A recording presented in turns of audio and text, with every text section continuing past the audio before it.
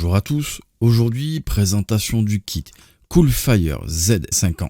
On va le voir, c'est un assemblage entre la batterie Coolfire Z50 et l'atomiseur Slide. On a déjà fait une vidéo en ce qui concerne l'atomiseur Slide, mais c'est pas grave, on va en reparler. Clairement, c'est quelque chose de simple, efficace, qui a été pensé et voulu dans une petite taille pour vous accompagner de partout et clairement fait pour de la vape indirecte. Et ce kit fait partie des plateformes Series. À l'intérieur du kit, nous trouverons bien entendu l'atomiseur Slide, la Coolfire Z50, une résistance de remplacement sachant qu'il y a déjà une résistance à l'intérieur de l'atomiseur, un réservoir en Pyrex de remplacement, un cordon de rechargement et un sachet avec un drip tip et des joints. Et pour finir, un quick start guide. Au niveau du slide là, c'est le slide sous format 24 mm, donc il mesure une hauteur de 48 pour un diamètre de 24 mm et une contenance du coup de 4 ml.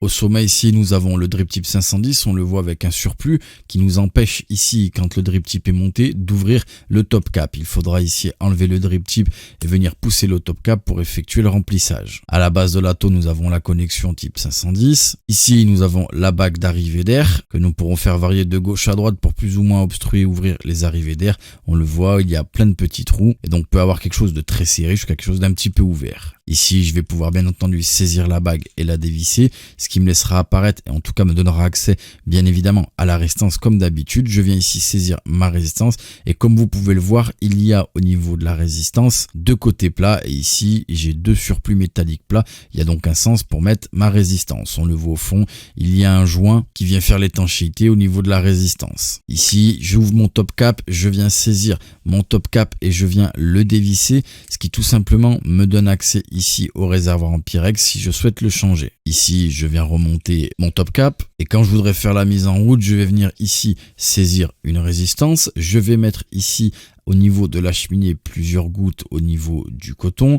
Je fais la même opération au niveau des arrivées de liquide. Je viendrai ensuite prendre ici ma résistance, la réinsérer à l'intérieur de l'atomiseur. Je viendrai ici fermer avec ma base mon atomiseur.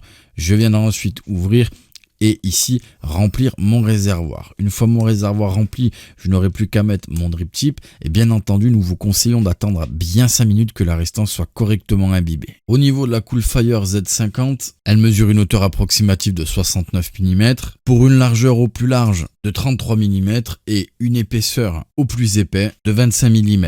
Au sommet, nous avons la connexion 510. On a ici le bouton Fire, l'écran, le bouton plus, le bouton moins et ici on le voit, un bouton on-off. Elle a une batterie intégrée de 2100 mAh. Ici, point très intéressant, comme on peut le voir, j'ai le bouton qui est sur le off. Je viens ici le basculer sur le on. Donc ça permet de désactiver complètement sa batterie si on la laisse sur un bureau ou dans une poche et qu'on sait qu'on ne l'utilisera pas. Ici, quand je la démarre, elle me dit qu'elle est lockée, qu'il faut que je clique 3 fois sur le bouton Fire. Et là, on le voit, je rentre dans la box. Au niveau de l'écran, j'ai l'affichage de la résistance. Présentement, il n'y a rien puisque je n'ai pas d'atomiseur rattaché sur la box. Nous avons les volts qui vont dépendre des watts demandés par rapport à la résistance. Nous avons le témoin de charge de batterie et le nombre de puffs. Pour pouvoir régler la puissance, je reste appuyé sur le bouton plus ou le bouton moins.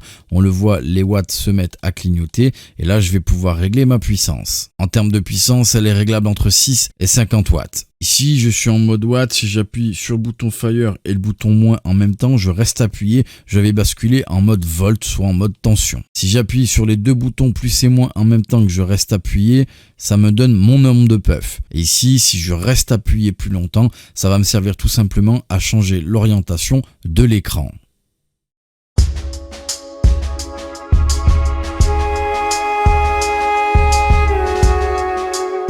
Voilà pour la présentation rapide du kit Coolfire Z50. Vous l'avez vu, il n'y a pas grand chose à dire. Tout simplement, là, la marque a voulu apporter, bien évidemment, l'atomiseur Slide qui fonctionne merveilleusement bien avec les diverses résistances et une box très simple d'utilisation. Au niveau de l'atomiseur Slide, c'est un atomiseur qui est compatible avec les résistances Z-Coil. Il y en a vraiment pour tous les goûts. Plusieurs résistances sont compatibles et fonctionnent vraiment très bien. Avec ça, on a une petite box avec quand même plus de 2000 mAh, ce qui suffit largement à faire la journée. Deux réglages simples, les volts ou les watts, donc la puissance ou la tension, simple, efficace, un écran clair, bref, clairement axé pour le débutant qui veut quelque chose de petit et de performant. Comme vous le voyez ici, je suis en train de monter l'atomiseur. Quand je l'ai dans la main, c'est vraiment petit, il n'y a pas grand chose qui sort. Ensuite, un vapoteur plus avancé mais qui aime la vape en MTL avec le slide sera aussi conquis. Ça permet d'avoir un bon petit kit fiable et efficace. Voilà pour la présentation du kit Coolfire Z50. Nous espérons que cette vidéo vous aura été utile et on se retrouve sur la chaîne pour d'autres vidéos.